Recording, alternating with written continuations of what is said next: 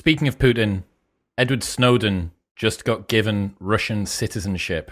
Congratulations. Congratulations, Snowden. I'm sure that you've worked long and hard for that. What do you think? What's your thoughts there? Yeah, so I feel like I understand the debate out there about whether or not Snowden's decision was good for America or bad for America, whether it was legal or illegal, whether he's a criminal or a hero. But there's also a certain element that you are who your friends are. And right now, Russia just granted him citizenship, which shows that he is serving the Russian interests. You don't give citizenship to somebody who isn't serving your own national interests. So we know for sure that Snowden is serving the Russian interests. Now, does that mean that Russian interests were to give away all of his insight at NSA? Maybe. Or are Russian interests simply to create ongoing frustration in the Ukraine-Russia crisis right now by making a very public figure now a hero of the Russian people? Maybe. But regardless, what we have here is we have an American citizen who, whether he intended to or not, he is now, a representation of the greatness of Russia, and he himself continues to be this controversial character for the United States itself. And I'll go one step further to say, Chris, that what Snowden did by whistleblowing on the Patriot Act and the collection against U.S. citizens, what he did there is largely without question. There's not many people in the intelligence community who criticize him for that specific act. It's the fact that he stole a bunch of other compartmented secrets that had nothing to do with that, and he kept those as like a just-in-case insurance policy. And then he also compromised those secrets that had nothing to do with collection. What were those? What were the second sets that he stole? And so a lot of those remain classified, but it was secret. It was missions and operations that we were doing outside of the realm of counterterrorism collection within the United States. And the fact that he stole those and downloaded those and carried them on a thumb drive and continued to use those as chips.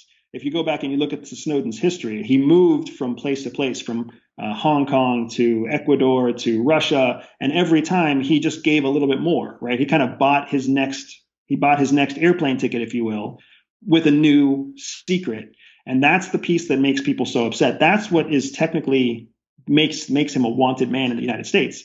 Not that he whistleblew on a program that was later determined to be illegal, but that he took this insurance policy with him that actually made him, in violation of the Espionage Act. And presumably, maybe the agency knows what he has, but also, I guess, maybe not, depending on the ability to track what he pulls off on a thumb drive. Maybe the digital security be sufficient to know what it is, but yeah. He could have given back 10% and still have 90%. Correct. And nobody knows what he's given, but they do know what he's taken. And then it's, to your point, it's the digital piece. He only had access to certain programs according to his clearance and according to his, rights. He only had download rights to certain programs. So that's something that the NSA gets to deal with on their own to decide exactly what those programs were and what the damage was. But nobody who is satisfied with solely being a whistleblower takes the extra just in case. Nobody else, premeditates how they're going to continue to flee custody when they think they're doing the right thing. And I think that's the piece that gets overlooked oftentimes because everybody focuses on the program to collect under the Patriot Act. Nobody thinks about the secondary and tertiary programs that he also took to help pay his way to protection for the last decade. I guess he foresaw the incoming shitstorm that he was going to have to deal with, and this was his. Yeah, I suppose that turns the situation. I hadn't heard about this before, but it changes the situation from being a single noble patriot who is doing his duty for the country to someone that feels a little bit more selfish. It feels a little bit more like he has an agenda, he's looking out for himself, and I understand the motivation. We're all looking to preserve our own life and freedom and liberty, and who am I to say that I wouldn't do the same thing in his situation as well? But I would agree. I didn't know about that, but I think that you're right. Had he have been the completely selfless actor doing something to call the powerful to account, maybe he would have got Epsteined, maybe not, but he wouldn't be the same type of distasteful actor, I think, that he's seen now. Yeah, and it's very interesting because it just shows how, the lens of history, especially in the world of espionage, the lens of history is short. We remember the big things and we forget the small things. And in the first weeks and months and the first 2 or 3 big moves that Snowden made, all of this was very public knowledge. It was very publicly, we were all publicly aware that he stole this specific program and others. But then over time, the and others became something nobody talked about. And then now there's this, huge movement about, Snowden is a hero because he, the court system later found that this one program was in fact illegal. Nobody debates that, right? I don't debate that.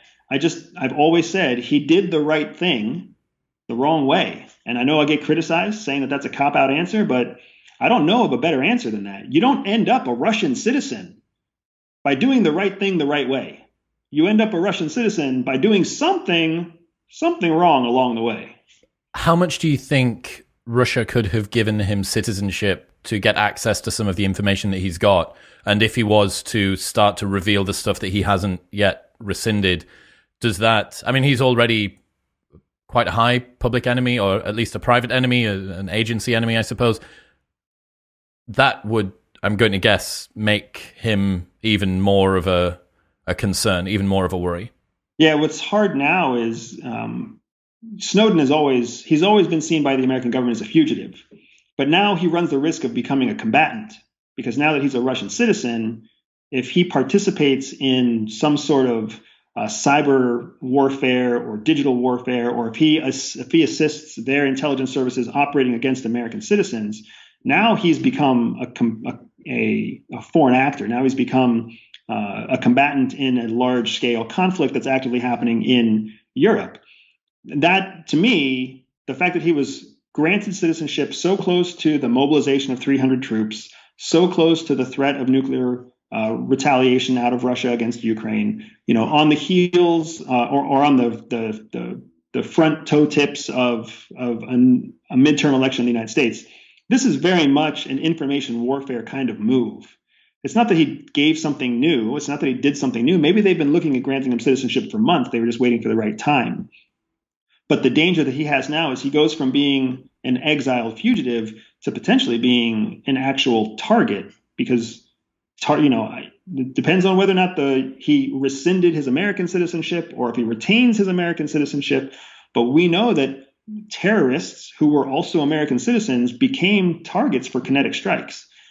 If he steps into that combative role or that combatant role, he may very well end up on the same list. What's happening, people? If you enjoyed that, then press here for a selection of the best clips from the podcast over the last few weeks. And don't forget to subscribe. Peace.